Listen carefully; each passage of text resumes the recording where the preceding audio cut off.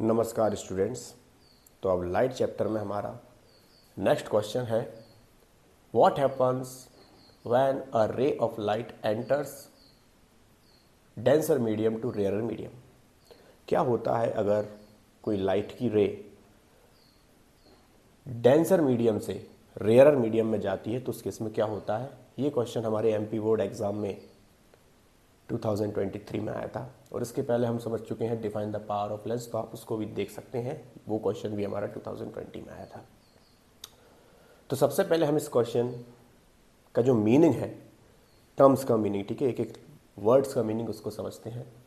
तो इसमें पहला तो है डेंसर मीडियम। क्या है? Denser medium. और दूसरा है रेयरर मीडियम। ठीक है, तो पहले हम इन दोनों मीडियम को समझेंगे, उसके बाद ही हम इस क्वेश्चन को अच्छे से समझ पाएंगे। ठीक है, तो रेयरर मीडियम वो होता है लाइट के लिए जिस मीडियम में पार्टिकल्स की मात्रा बहुत कम होती है, मतलब जिसमें पर यूनिट वॉल्यूम पार्टिकल्स क्या होंगे? कम होंगे। तो हम अभी मान लेते हैं कि एयर एक ऐसा मीडियम है जिससे लाइट पास होती है, ठीक है, और इसमें पार्टिकल्स बहुत कम होंगे। अब सेकेंड एक और मीडियम हम सोचें तो दूसरा मीडियम है वाटर। क्या है? वाटर। वाटर एक ऐसा मीडियम है जिसमें भी लाइट पास होती है, ये भी लाइट को रिफ्रैक्ट करता है, ये भी ट्रांसपेरेंट मीडियम है, बट एयर के कंपेयर में इसमें पार्टिकल्स क्या होंगे? थोड़े से ज़्यादा होंगे। सपोज एयर में पार्टिकल्स केवल इतने हैं, जबकि पर यूनिट वॉल्यूम में वाटर में पार्टिकल्स क्या होंगे? थोड़े ज़्यादा होंगे। फिर उसके बाद नेक्स्ट मीडियम को सपोज कीजिए। अब हमारे पास नेक्स्ट मीडियम क्या है? ग्लास, जिसे कांच कहते हैं। ठीक है, इसमें आप देखोगे तो पार्टिकल्स और भी ज़्यादा होंगे। ये तीनों ही ऐसे मीडियम हैं जिनमें लाइट ट्रैवल करती है। अभी अगर हम क्लासरूम में पढ़ा रहे हैं तो हमारे सामने जो बच्चे बैठे होंगे, स्टूडेंट्स बैठे होंगे, उनके बीच में एयर है, मतलब वहाँ पर भी लाइट ट्रैवल कर रही है।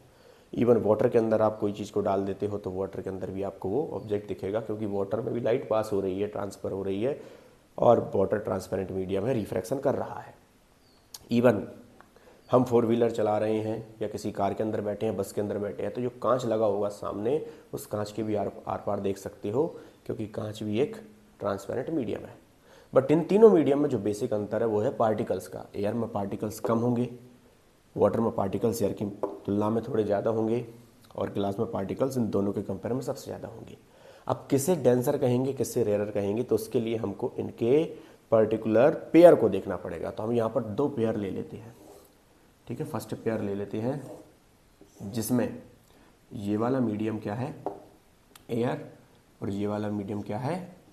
वाटर। ओके, अब यहाँ पर लाइट अगर एयर से पास होती है, ठीक है, तो ऑब्वियसली वो वाटर की तरफ जाएगी, वाटर की तरफ लाइट जाएगी। ठीक है, और एक और पेयर ले लेते हैं हम जिसमें हमने यहां ले लिया क्या? वाटर, और यहां ले लिया क्या? गिलास। अब इस केस में भी लाइट इस तरीके से रिफ्रैक्ट होगी। ठीक है, रिफ्रैक्शन आप अच्छे से जानते हो, नहीं जानते तो आप वीडियो देख सकते हैं, हमने रिफ्रैक्शन कई क्वेश्चंस में कंप्लीट किया है। तो यहां पर आप देखोगे कि ये एयर है, ये वाटर है।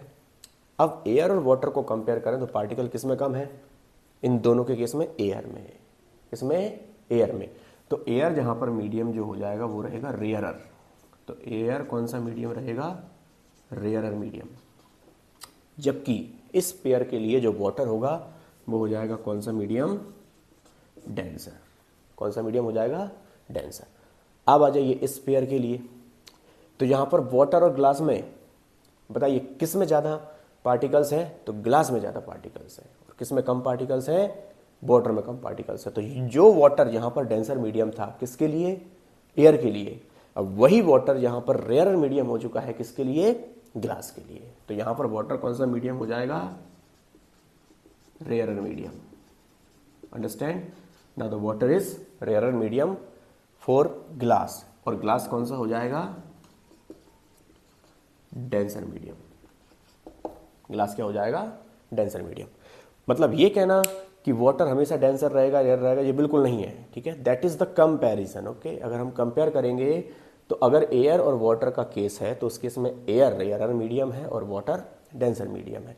और वहीं अगर हमने पेयर ले लिया वाटर और गिलास का, तो वाटर रेयरर मीडियम हो जाएगा और गिलास डेंसर मीडियम हो जाएगा। ठीक है, तो there is no exact specific density of any medium, that is the comparison of another medium. अगर पेयर्स में है तो वहां पर तो कुल मिलाकर एयर रेयरर मीडियम है कब, वाटर के लिए और गिलास के लिए, वाटर रेयरर मीडियम है केवल गिलास के लिए, और गिलास डेंसर मीडियम है दोनों के लिए। अब ये तो हो गया हमारा मीनिंग कि डेंसर मीडियम क्या होता है, रेयरर मीडियम क्या होता है। अब हमारा जो क्वेश्चन आया है वो किस तरीके से आया है कि अगर लाइट डेंसर मीडियम से रेयरर मीडियम में जाती है तो लाइट रे के साथ क्या होता है। ओके, तो पहले हम समझ लेते हैं कि अगर लाइट रे रेयरर मीडियम से डेंसर की तरफ जाएगी तो क्या होगा। तो लाइट रे अभी एयर से वाटर की तरफ जा रही है, हम ऐसा मानते हैं। ठीक है, तो उस केस में क्या होता है, जिस पॉइंट से लाइट पास होती है एक मीडियम से दूसरे में, उस पॉइंट को हम बोलते हैं पॉइंट ऑफ इंसिडेंस। ओके, और एक इमेजिनरी लाइन होती है जिसे नॉर्मल कहते हैं। तो नॉर्मल और इंसिडेंट रे के बीच में जो एंगल बनता है इसको एंगल ऑफ इंसिडेंस कहा जाता है। क्या कहा जाता है, एंगल ऑफ इंसिडेंस। और नॉर्मल और रिफ्रैक्टेड रे के बीच में जो एंगल बनता है इसको एंगल ऑफ रिफ्रैक्शन कहते हैं। इन दोनों का ध्यान रखना है हमको। ठीक है, तो यहां पर आप देखोगे जैसे ही लाइट रेयरर मीडियम से डेंसर मीडियम में जाएगी तो उस केस में जो लाइट होगी वो नॉर्मल की तरफ झुक जाएगी। जैसे मान लीजिए सपोज दिस इज नॉर्मल और लाइट रे इस तरीके से नॉर्मल की तरफ बेंड हो जाएगी। ऐसा कब होगा, जब लाइट रेयरर मीडियम से डेंसर में जा रही है। मींस जब लाइट रे रेयरर मीडियम से डेंसर मीडियम में जाती है तो उस केस में लाइट रे नॉर्मल की तरफ बेंड हो जाती है, झुक जाती है। ठीक है, क्लोज आ जाती है टुवर्ड्स द नॉर्मल। इसी को रिफ्रैक्शन कहा जाता है। अंडरस्टैंड।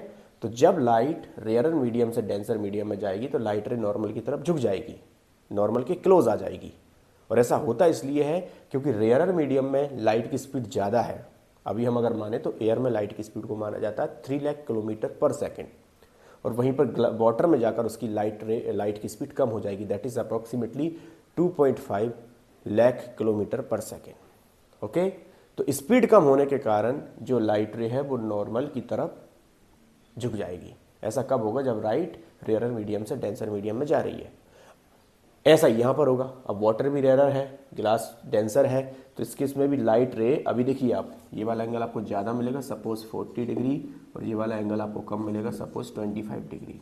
ओके, तो इस केस में भी लाइट अगर रेयरर मीडियम से डेंसर में जाएगी तो वो नॉर्मल की तरफ आ जाएगी। जबकि उल्टा होता है कब, जब लाइट डेंसर से रेयरर में जाएगी। अब लाइट डेंसर मीडियम में है, लाइट की स्पीड कम है, और लाइट जैसे रेयरर में जाएगी तो लाइट की स्पीड ज़्यादा हो जाएगी। तो जैसे स्पीड ज़्यादा हो जाएगी तो लाइट नॉर्मल से दूर हो जाएगी। तो कुल मिला के हम कहेंगे कि जब लाइट डेंसर मीडियम से रेयरर में जाती है तो उस केस में लाइट की स्पीड बढ़ जाती है रेयरर मीडियम में, और लाइट रे नॉर्मल से दूर हो जाती है। अंडरस्टैंड। तो दोनों स्टेटमेंट को एक बार मैं रिपीट करता हूं कि when the light ray enters from the denser medium to rarer medium, तो उस केस में लाइट रे नॉर्मल से दूर हो जाती है। जबकि लाइट अगर रेयरर मीडियम से डेंसर की तरफ जाती है तो नॉर्मल के पास आ जाती है। आई होप आपको क्वेश्चन समझ में आया होगा। ठीक है।